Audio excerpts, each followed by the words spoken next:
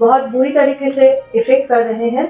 ये कभी भी air pollution and climate change बात सामने आई वो ये है कि वायु प्रदूषण का हमारे जीवन प्रत्याशा पे क्या असर पड़ रहा है। हमारे अपने जमीन को हम जैसे प्रिपेयर कर रहे हैं, एग्रीकल्चर को जैसे हम हेल्थ इम्पैक्ट ऑफ पोल्यूशन को नीति में मेंशन किया गया। पहले हम जनरली हमारे देश में जो एयर एंड वाटर एक्ट है उसमें हेल्थ वर्ड का जिक्र नहीं है, ये सबसे बड़ी कमी है। जब वो हेल्थ वर्ड का उसमें पार्लियामेंट में जब वो अमेंडमेंट हो जाएगा उस एक्ट में, तब अपने आप इंडस्ट्रीज के ऊपर पेनल्टी लगेगी। जब किसी इंडस्ट्री के ऊपर 5 करोड़ का पेनल्टी लगेगा अपने वेस्ट मैनेजमेंट को सही नहीं करने के लिए, तो अपने आप 3 करोड़ का अबेटमेंट मेजर्स और इक्विपमेंट डिवाइस लगा के कर लेगा। लेकिन हम एक ऐसे देश में अनफॉर्चुनेटली रहते हैं जहां पे इम्प्लीमेंटेशन और पेनल्टी प्रोसेस इतना रोबस्ट नहीं है। तो इसीलिए सर हम जो बात कर रहे हैं वो एक बहुत बड़ा गहरा कॉम्प्लेक्स प्रॉब्लम है, जहां पे the problem is that our laws are not so powerful. हम और आप इसके बारे में बात करेंगे, लेकिन अगर जब तक हेल्थ इम्पैक्ट उस एयर एंड वाटर एक्ट में नहीं आएगा तब तक हम हवा को और पानी का गलत उपयोग करते ही रहेंगे। और इसमें इंडस्ट्रीज का लॉबी इतना स्ट्रांग होता है कि वो एक या दो इंसान के रीच के बियॉन्ड होता है। इंटरनेशनली ऐसा उदाहरण है कि जब मेक्सिको में और कैलिफोर्निया में इस तरह के रेगुलेशंस को नियम और कानून बनाया गया और उस कानून को इम्प्लीमेंट किया गया, आज कैलिफोर्निया में आप जाएं तो कैलिफोर्निया में PM 2.5 ऑन एन एवरेज 5 से कम होता है, जो WHO का मानक है। तो एक वो शहर था जिसमें मानते हैं कि वो एक विकसित देश का शहर है, हम उसका उदाहरण एग्जैक्टली अपने देश में नहीं कर सकते, लेकिन मेक्सिको का अगर उदाहरण ले, मेक्सिको एक विकसित देश नहीं है, मेक्सिको हमारे जैसा ही एक देश है, छोटा है जरूर। वहां पे उन्होंने बहुत सारे इस तरह के रेगुलेशन से लॉ में बदलाव किया और फिर उसको इम्प्लीमेंट किया। तो इसीलिए वो पॉलिटिकल नीड भी, पॉलिटिकल विलिंगनेस होना बहुत जरूरी है।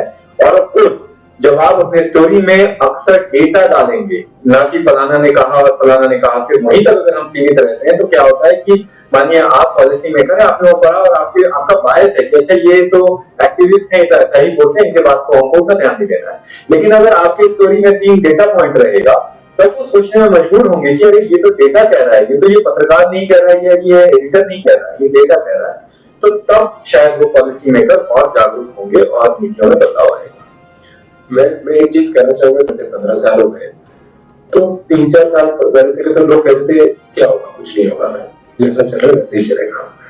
बट कोविड में सिचुएशंस में डिसीजन लेना सुविधा होता है जहां पे we can show the effect and it was certain urgent measure to take to reduce the death specifically.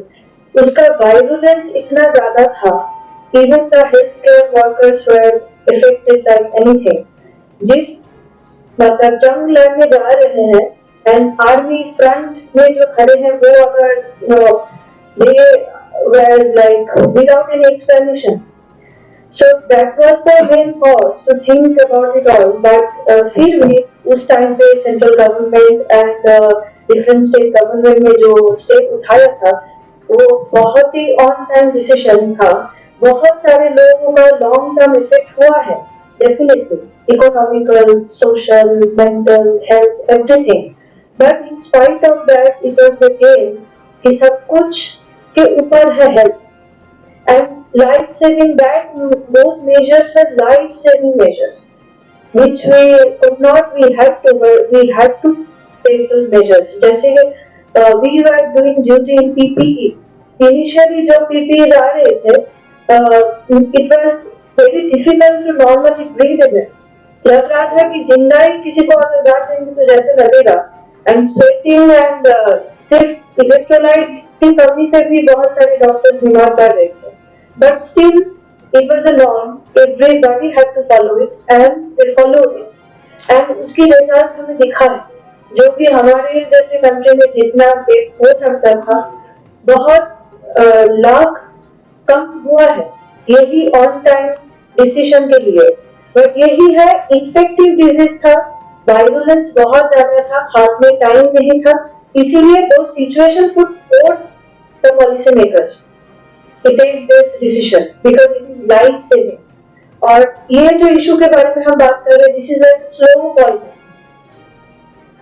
That is why we don't have a biomarker to prove that this is because of lung pollution, this is because of air pollution you have this disease.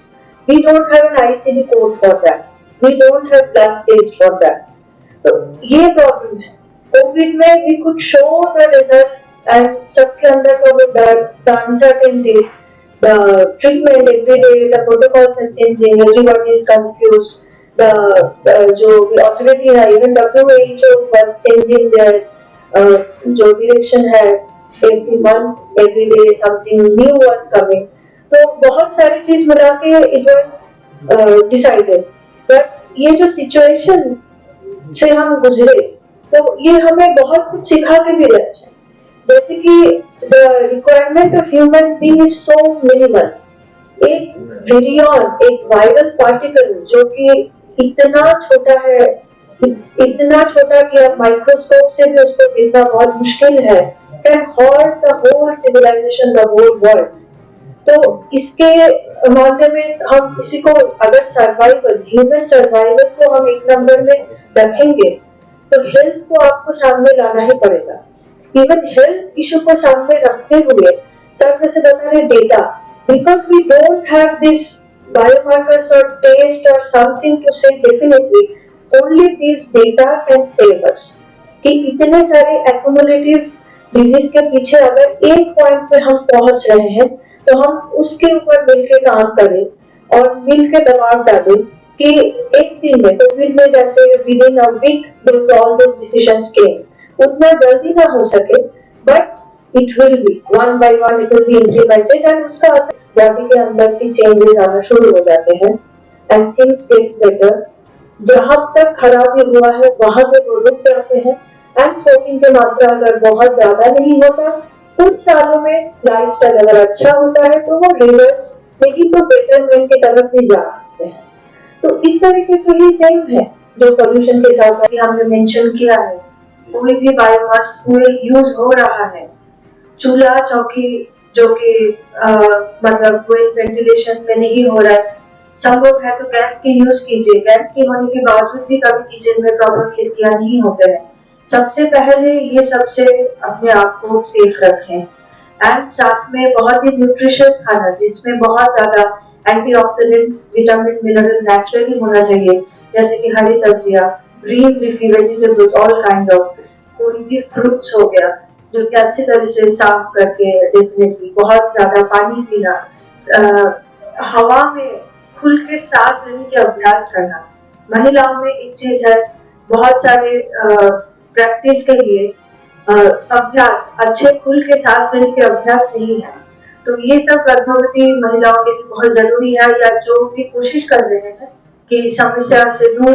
कभी देखा जाता है कि medical test करने के बाद सारे normal आते हैं एंड उन केसेस में उनको सिर्फ विटामिन देके कुछ हेल्दी लाइफस्टाइल फॉलो करने के लिए बताया जाता है, जिसमें उनका डाइट, रेगुलर कुछ एक्सरसाइज करना एंड स्पेशली सांस का व्यायाम, प्राणायाम, ये बहुत जरूरी है.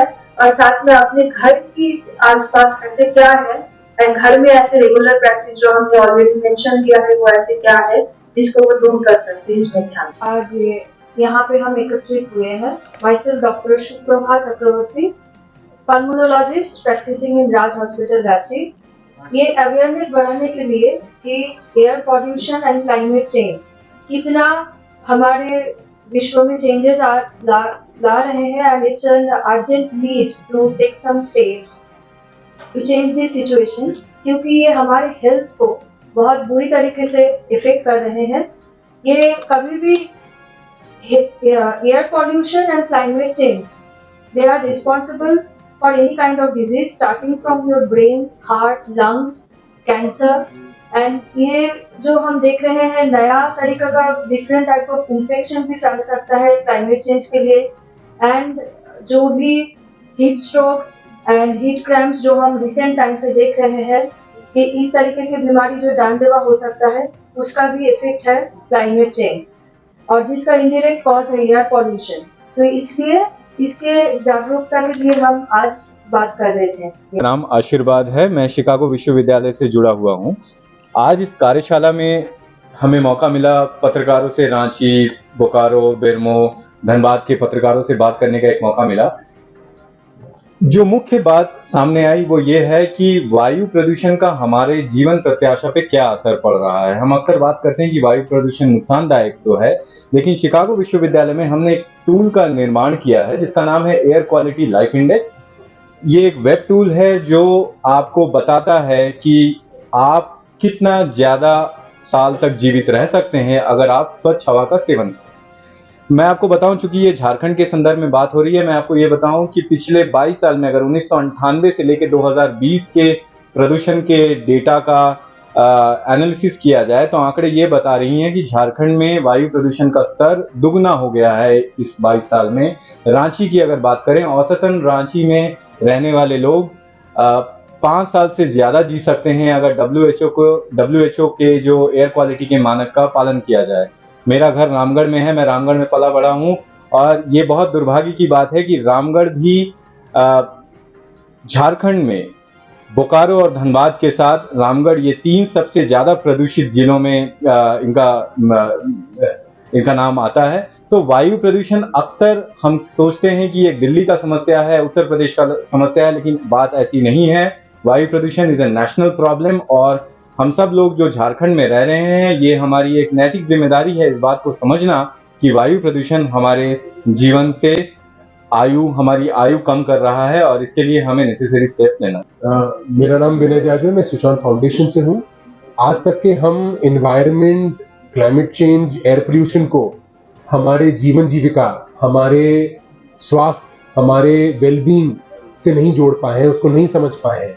बट आज के दिन बहुत क्लियर हो गया है कि रेनफॉल पैटर्न चेंज होना, जो धुआं निकल रहा है हमारे चिमनीज, हमारे इंडस्ट्री से, वो हमारे हेल्थ को तो इम्पैक्ट कर ही रहा है, हमारे जीवन जीविका, हमारे लाइवलीहुड, हमारे इनकम पर इम्पैक्ट कर रहा है और उसके ऊपर लोगों को जागरूक करना बहुत ज़रूरी है और हमें एज ए सोसाइटी आकर के उसके ऊपर काम करना और उसकी इंफॉर्मेशन पहुंचानी है। इसलिए आज ये मीडिया वर्कशॉप हमने आज ये आयोजन किया और मैं खुद एक साइकिल राइड पे निकलूंगा अक्रॉस झारखंड नवंबर में 700 किलोमीटर पार करूंगा, जहां पर गांव-गांव, शहर-शहर में रुकते हुए इन सब चीज़ों के ऊपर में चर्चा होगी, उन लोगों को जागरूक किया जाएगा, एक्शन लिया जाएगा। सिर्फ जागरूक नहीं, इन्फॉर्मेशन देना नहीं, और उसके ऊपर एक्शन करके हम मिल करके कैसे कुछ काम कर सके उसके ऊपर में चर्चा होगी।